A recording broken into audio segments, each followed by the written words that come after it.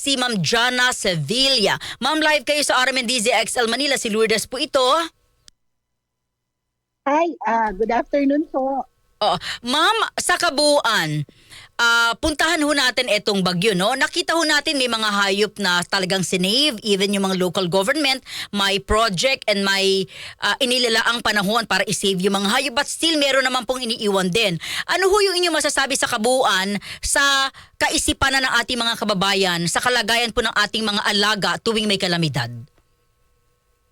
Yes, actually, parang ano naman po parang medyo natututo na rin naman na yung mga tao ngayon. At yung mga LGU kasi, pati sa mga evacuation centers nila, meron ng provision para sa mga alagang hayop. Mm-mm. Yun ang kagandahan na pati local government ay meron na rin project para alagaan yung mga hayop or isave yung mga hayop. Opo, dati kasi hindi po talaga pinapayagan sa mga evacuation centers yung mga alagang hayop. Maraming cases niyan dati. Pero matagal naman na to. Pero ngayon, I think ang nag-prompt dyan yung bagyong Yolanda. Dahil nga ang dami-daming apektuhang hayop, hindi lang yung mga alaga nating mga aso at pusa, pati na din yung mga ginagamit ng mga farmers, pati na rin yung sa mga agriculture. Pero nagkaroon na kasi ng ng bagong procedure ngayon kung paano na isasagawa yung paglikas, yung evacuation, and then naisali na doon yung provision para sa mga hayop. Lahat ho ba ng lokal na pamahalaan may ganitong provision na okay sa mga evacuation centers or dapat may sariling evacuation centers yung mga hayop? Dapat lahat meron na. Hindi lang tayo sigurado kung talagang kumbaga nai-implement ito. Pero dapat lahat na ng evacuation centers may provision for animals. Okay. Ma'am, bakit parang sa Metro Manila napaka-common para protektahan pa rin yung mga hayop? But, I'm so sorry ma'am, pero sa probinsya parang hindi pa ganoon yung kamalayan? Ayun na nga po. Siguro kulang pa rin sa information dissemination.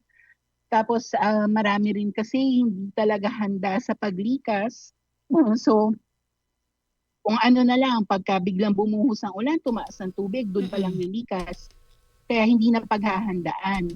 Kaya nga tuwing masama ang panahon, lagi kami nagpapaalala sa lahat na wag nating iiwan yung mga alaga nating hayop. At syempre, dapat talaga ito paghandaan. Wag nating hantayin na tumaas muna yung tubig bago tayo umalis. Dapat kahit maganda ang panahon, ready tayo. Dahil hindi natin alam kung kailan darating ang sakuna. Hindi lang naman bagyo or habagat yung sakuna. Hindi ba? Marami yung volcanic eruption, yung Sunog. paglindol. Sunog. Marami. Hindi Oo. ba? Okay. Ma'am, sa mga nakikinig ho, ano ho ba yung dapat na gawin at ano ang dapat na ihanda kung tayo po ay maglilikas at meron tayong hayop? Aso at Yes. pusa, common. Yes, opo. Kung sa aso at pusa, maganda talaga po kung meron tayong carrier para secured sila. Kung walang carrier, dapat naka-leash. Tapos, dala rin tayo leash o yung tali. Hindi natin hahayaan na nakawala lang. Kasi pinag-uumpisahan din yan kasi ng reklamo sa mga evacuation center kung pagala-gala lang yung mga alaga natin. Pangalawa, dalhin natin yung mga gamit nila, mga food bowls, water bowl, tapos ang vaccination record, kung may gamot, kung may iniinom na gamot yung aso o pusa natin, siguraduhin natin na meron din tayo. Syempre, kailangan din yung pagkain nila. Tapos, kung meron din tayong mga tuwalya, kumot, para naman komportable rin sila. Ma'am, sa mga, I don't know kung kinalimutan o sinadyang kalimutan, iniwan yung mga alagang hayop na rescue sila. Like ito yung pinakikita namin. Saan to? Sa Quezon City ba ito? Oo, yung pitbull, no? Iniwan na Ayun talaga na siya. nga po Ma'am, pwede bang, ano ba yung responsibility na dapat kaharapin ng may-ari ng hayop na iniwan, sinadyang iniwan, na iwan niya yung kanyang hayop? pwede silang makasuhan dyan sa totoo lang. Kasi talagang hinayaan na lang nila, neglect na yan at hindi yan po pwede ayon sa ating Animal Welfare Act. Kailangan talaga isasali natin sila sa evacuation plan. Katulad niyan, nakakulong pa. So talagang walang kawala. Paano kung mas tumaas pa yung tubig? Malulunod at mamamatay yung aso. At dahil yan sa kapabayaan ng may-ari dun sa aso na yan. So kung sino man po yung may-ari nung yan po, tama, yan, yung nasa video. Oo, sa Kung sino cage. yung may-ari niya, yung asong yan, kailangan niya rin talagang managot, di ba? Kasi lagi na lang po nagkakaroon ng ganyang klaseng mga cases. Dapat kapag alam natin na flood prone, kapag mag-evacuate tayo, kung hindi mo talaga maisasama, wag mo na lang hayaang nakakulong Tama. o nakatali. Di ba? Para meron naman silang chance na makasurvive. Kasi kaya naman nila yan eh. Kaya naman nila ma-survive yan. Oo. Kaya nilang pumunta sa mas mataas na lugar, pwede silang tumungtong sa kung saan-saan. Kaya lang, paano kung nakatali o nakakulong? Okay, pero itong problema, Ma'am Jana, no? Syempre na-rescue. May mga ganyang cases din na-rescue. Dapat pa bang ibalik sa may-ari yan? Di ba? Ayun Di na nga. ba? Baka Depende. ibabalik din ng ano eh. Hindi, actually ma'am, di ba? Baka may pag humupa na, kunin na namin yung pitbull namin. O baka naman ibigay din siya uli. Ayun na nga po eh. Kaya katulad dito sa amin, nagpapaampon kami ng mga aso at pusa, hindi ba? Sinisigurado namin na responsable yung mag-aampon. Eh kung katulad niyan, kung gusto niyang kunin ulit yung aso niya, kailangan pag-isipan muna natin yan kasi nagpakita na siya ng pagiging responsable eh. Kumbaga, hinayaan niyang maging ganyan yung sitwasyon ng aso niya. 'Di ba?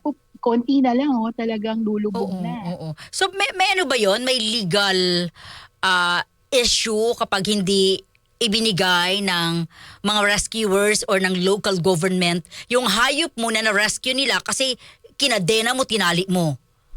Well, unang-una, ni-rescue mula sa may-ari itong asong ito. Kung tutuusin, hindi ba? Kasi pinabayaan siya. Tama. So, pwede nga siyang kasuhan ng LGU kung gugustuhin ng LGU. So, tama ba na ibalik pa doon sa may-ari yung aso? Eh, pwede mo nang kasuhan yung may-ari ng neglect, ng kapabayaan. Hindi ba?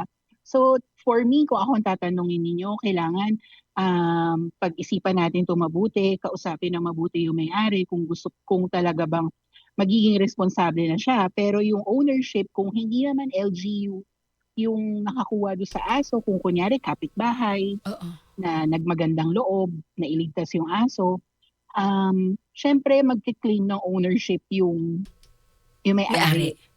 Pero kailangan pa rin pumagitna siguro yung barangay dito.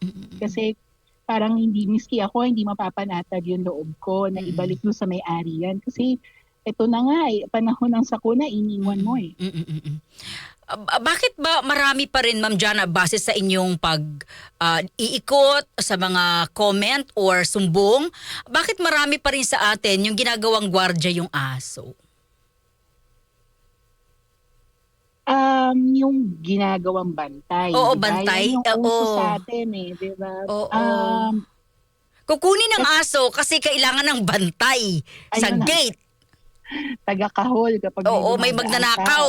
Oo.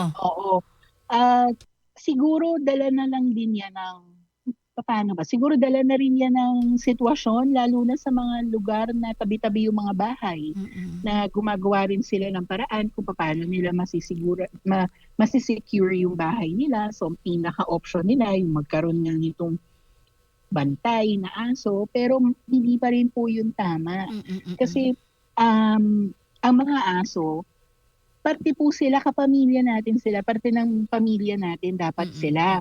At dapat hindi lang sila gwardya sa gate o sa pintuan, dapat nasa loob sila ng bahay, komportable at ligtas. So, sana isa rin to sa mga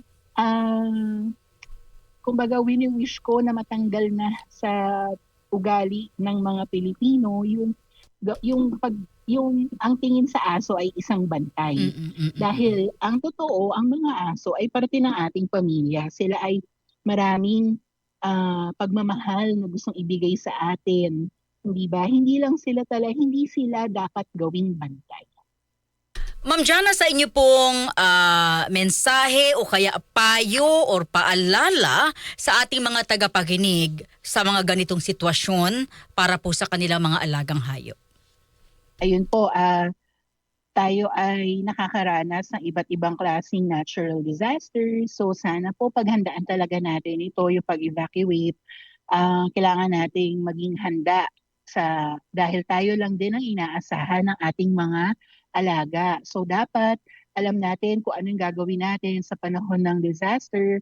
Alam natin na hindi option ang pag-iwan sa kanila. Huwag natin ito gawing option. Dalhin natin sila sa evacuation center kasama natin kung saan sila ligtas. At hindi lang, paalala lang din na hindi lang bagyo, ulan o habagat ang sakuna. Andyan din yung earthquake o lindol, andyan din yung pagsabog ng bulkan o kung ano-ano pa. Diba? So, dapat handa po tayo at dapat alam natin na tayo ang inaasahan ng mga alaga natin at maging responsable po tayo. Ma'am Jana, someone wants to say hi to you. Ay, hello! Walang bantay. Ganon, dalhin. Di ba? Meron pa siyang di ba? Ma'am Jana, salamat sa oras. Mabuhay po kayo. Thank you sa inyong suporta sa mga alagang hayop at sa mga hayop. Thank you, ma'am. Maraming salamat din po. DZXL.